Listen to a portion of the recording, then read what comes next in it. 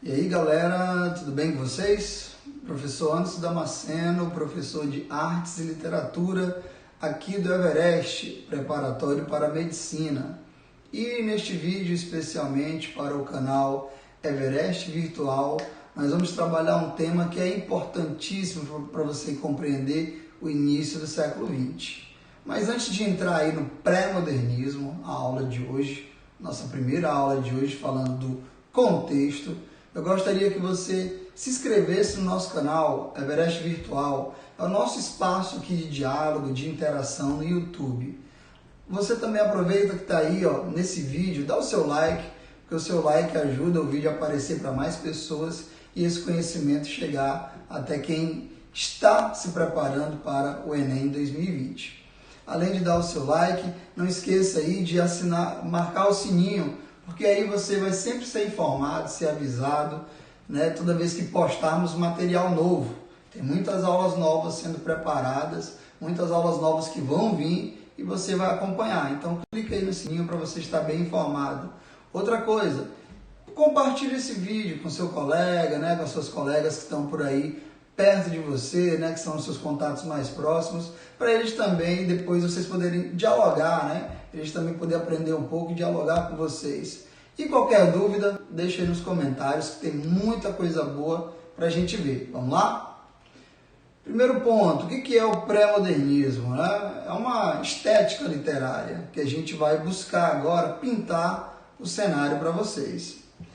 Vale lembrar que quando a gente faz um levantamento, usa os levantamentos que foram feitos sobre as questões mais recorrentes no Enem, mais incidentes no Enem, a gente percebe que o pré-modernismo ele não aparece entre os top 10, entre os 10 conteúdos que você tem que priorizar no Enem. Eu estou mostrando para vocês aí um top 10, onde a primeira geração modernista e a segunda geração modernista ela aparece com maior incidência, e não o pré-modernismo. Mas saiba que, estudando esse assunto de hoje, te ajuda na melhor compreensão, seja do simbolismo, seja do parnasianismo, porque essa herança é deixada nos pré-modernistas, e também já ajuda a prenunciar essas vanguardas, não só as vanguardas, mas a primeira e a segunda geração modernista, beleza? É importante lembrar que nosso estudo aqui, nossa análise, é baseado nas técnicas, nas habilidades, nos procedimentos mais recorrentes no Enem. Veja bem que a habilidade 15 e a habilidade 16, como a gente está expondo aí para vocês, a 15 cobra contexto da obra de arte, o contexto ali onde você tem que situar aspectos do momento histórico, social e político, e a habilidade 16 vai cobrar a ideia de técnica literária, os procedimentos de construção do texto literário, beleza? Veja bem, você não precisa memorizar agora de cara essas habilidades, mas entenda, a habilidade 15 vai falar de contexto e a habilidade 16 vai cobrar técnica literária. Você tem que saber quais são os procedimentos mais recorrentes no pré-modernismo. Caminhando aí, nós temos uma aula lá no Everest Virtual que é baseada nesse conteúdo das vanguardas. Lembre-se que enquanto a gente estuda o pré-modernismo, as 2 primeiras décadas do século XX, é um momento que paralelamente está rolando esse espírito no mundo, está se propagando esse espírito no mundo, se difundindo esse espírito no mundo. Que espírito? A arte vanguardista. Então aproveita, segue lá, né? Dê seu like, veja o nosso vídeo e acompanha aí essa aula de vanguardas, porque ajuda a interagir, beleza? Aí tem alguns exemplos de quadros para você recordar, as influências que nós temos aqui no Brasil. Esse quadro aí, Autorretrato de Ismael Nery, um paraense, que está aí, mesmo sendo paraense, brasileiro, está sendo influenciado pela técnica cubista. E aproveitando para mostrar um dos quadros mais famosos, o da Társila do Amaral. Társila do Amaral, que fez o quadro Os Operários, que você percebe que pelas fisionomias, né, o expressionismo gostava de focar na fisionomia humana, gostava de colocar aí essa figura, essa perspectiva do humano, ainda que quebrando a perspectiva, né, cores fortes, mostrando não só a intenção de mostrar o exterior, mas uma profundidade psicológica.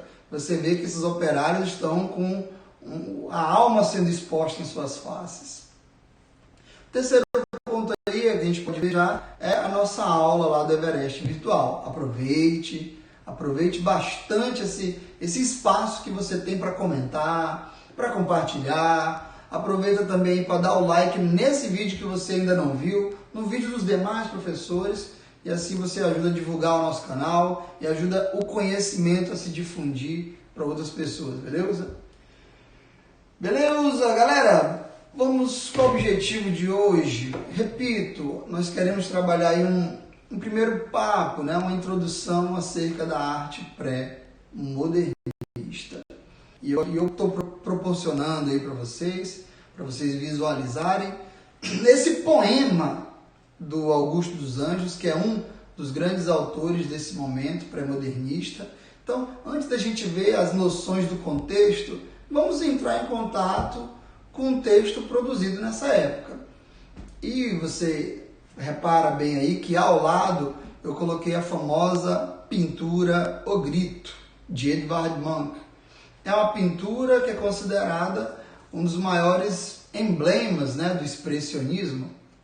É uma das telas mais reconhecidas como telas expressionistas. E eu coloquei exatamente para vocês lembrarem. Durante o movimento pré-modernista, as 2 primeiras décadas do século XX, no mundo está se disseminando esse espírito vanguardista.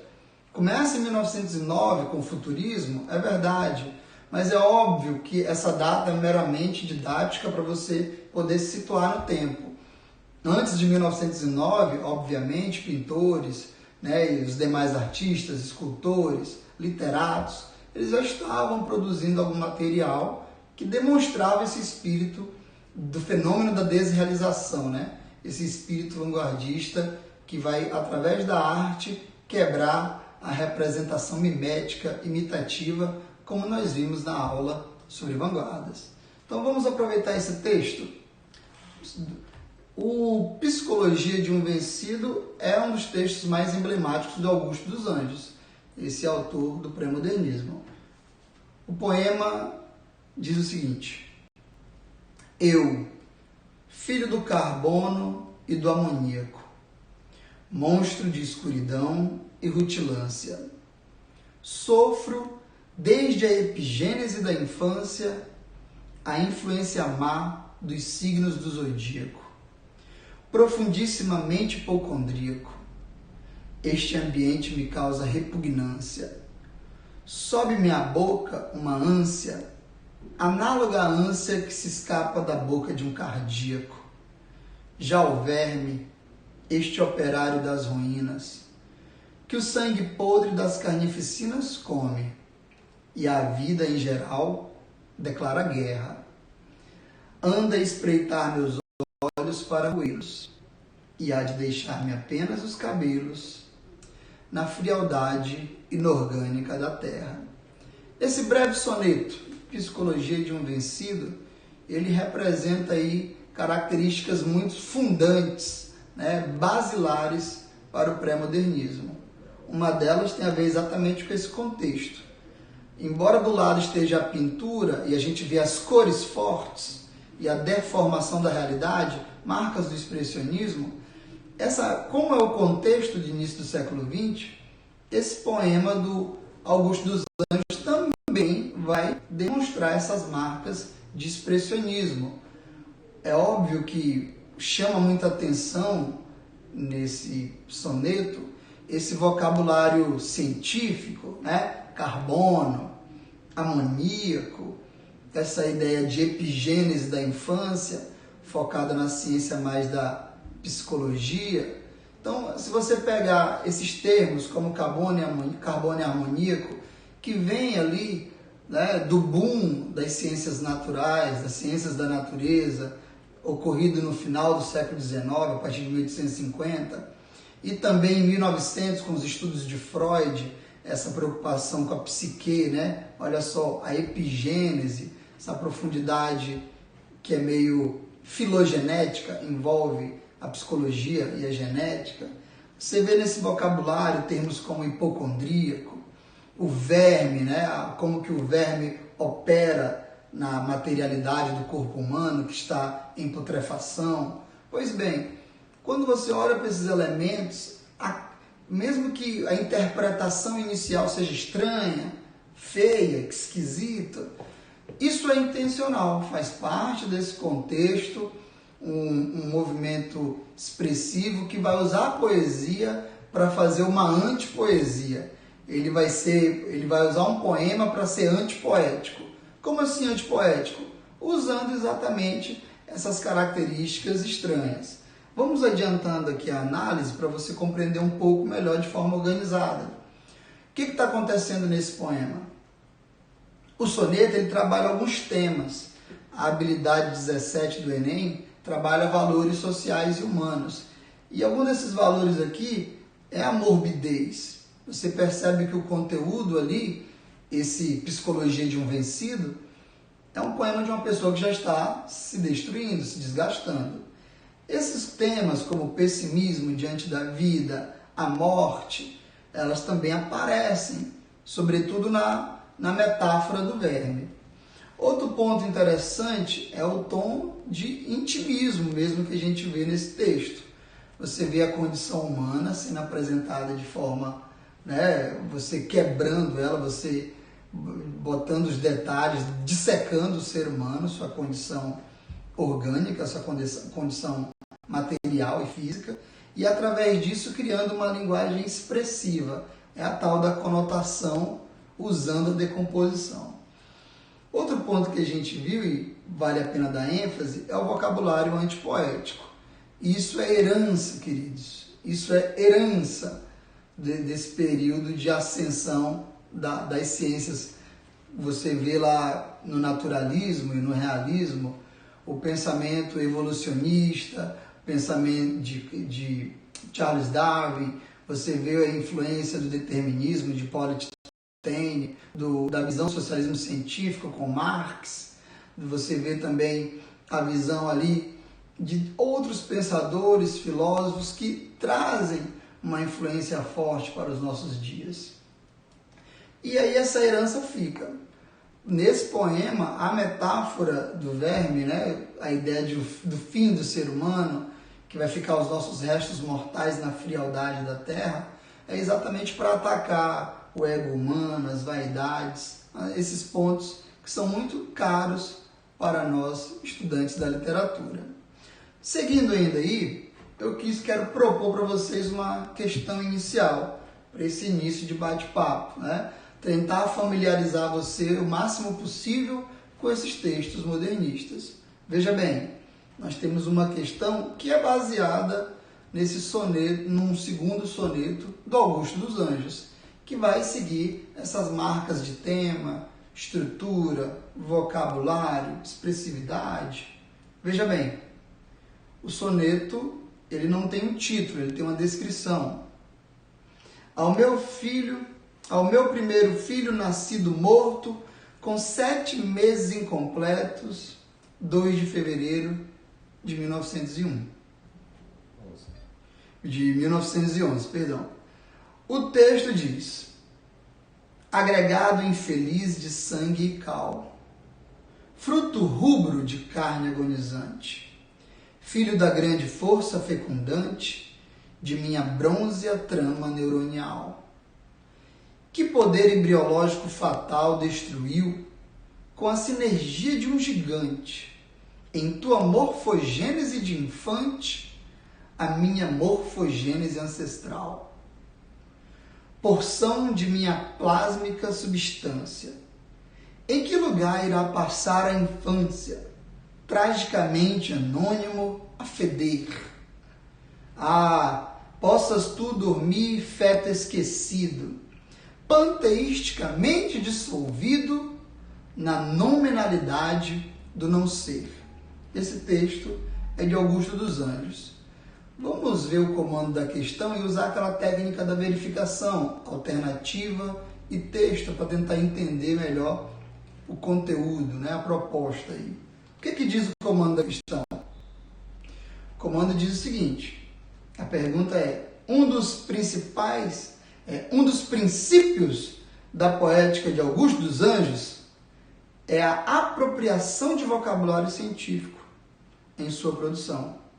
Nesse poema, tal princípio enfatiza de que maneira esse princípio aparece no poema. Vamos verificar a letra A.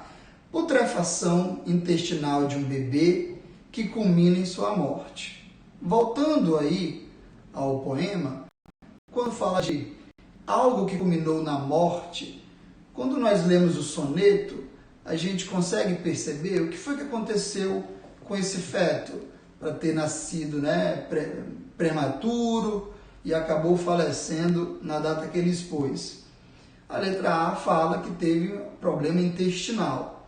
Quando você lê primeira estrofe, agregado infeliz de sangue e cal, fruto rubro de carne agonizante, ele está descrevendo, ele está detalhando as características do que ele viu, aquela bola de carne, digamos assim, de maneira grosseira.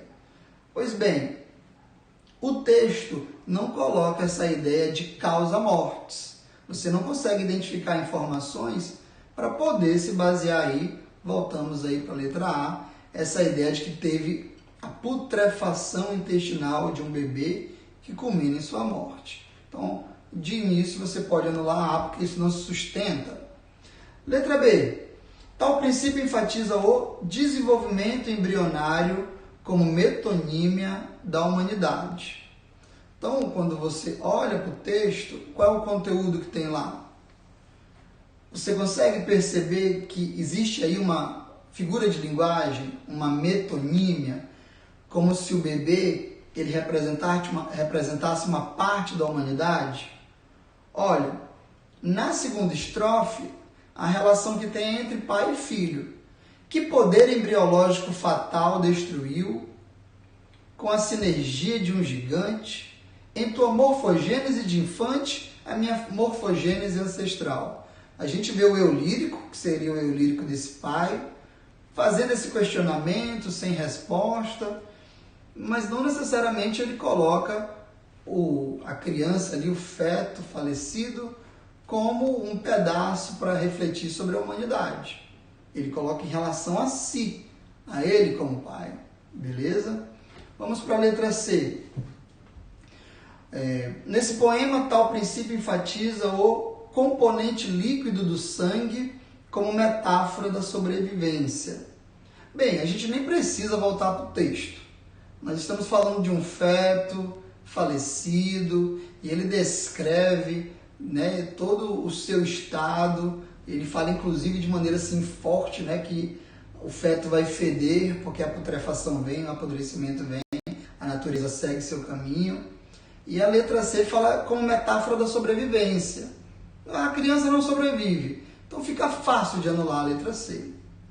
Na letra D, a pergunta é: nesse poema, tal princípio enfatiza a ligação entre células nervosas como imagem poética da paternidade.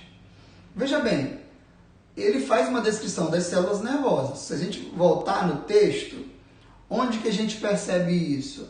Voltando aí no poema, no final da primeira estrofe, quando ele fala: filho da grande força fecundante de minha brônzea trama neuronial. Olha que faz sentido, O pai, ele para ter relação com a mãe, ele tem todo um estímulo que envolve a sexualidade, o cérebro obviamente participa desse processo, e ele fala que tem uma força fecundante que parte da trama neuronial dele. Então o pai se coloca aí.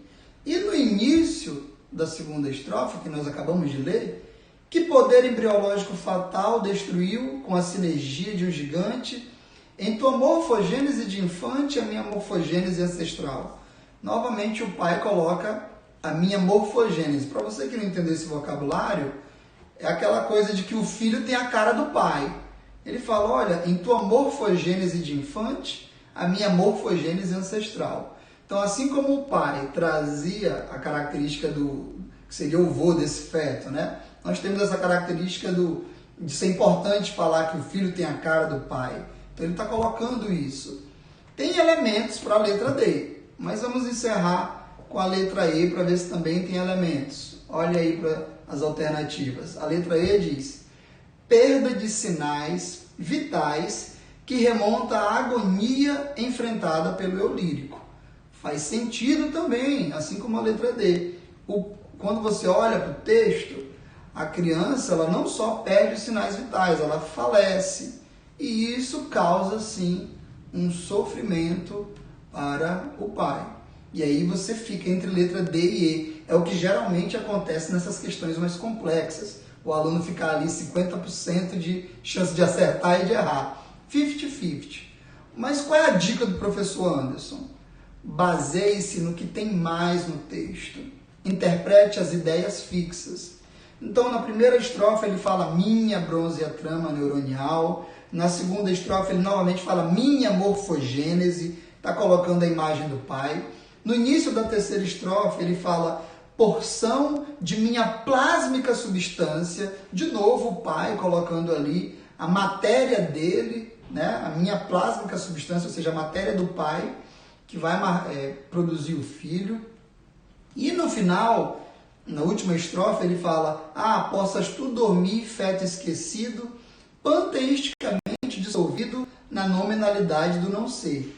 Panteisticamente, aquela visão de que tudo, né, você tem uma espécie de deidade, divindade nas coisas. O panteísmo tem essa visão de que Deus ou a divindade está em todas as matérias, nas plantas, nas pedras. Então o feto que vai ser putrefeito, as energias dele vão ser decompostas, então faz parte do panteísmo. E a nominalidade é porque nominalidade do não ser vem lá da filosofia kantiana também. Aquilo que as coisas realmente são. Nominalidade deu a ideia de número, né? Então, o que é isso? O filho ele vai virar aquela matéria, vai virar elementos orgânicos a serem dissolvidos na natureza. Pois bem, se você percebe as ideias fixas entre D e E, o que ele fez? A resposta correta vai ser letra D. Nossa, mas eu pensava que era letra E, está mostrando aí a agonia do eu lírico. Essa agonia existe. Mas por que a letra D é correta? Porque a intenção desse poema foi o quê? Fazer arte, provocar beleza, ainda que uma beleza do estranho e do feio, que é a influência expressionista, por exemplo.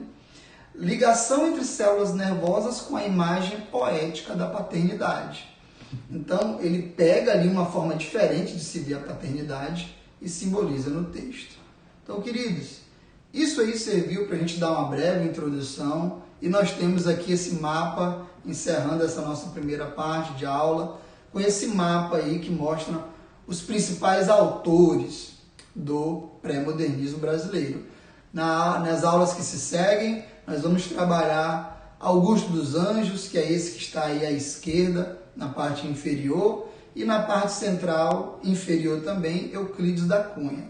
Serão assuntos que nós vamos abordar durante essas aulas e vão servir para melhor te contextualizar, para você melhor compreender esse período.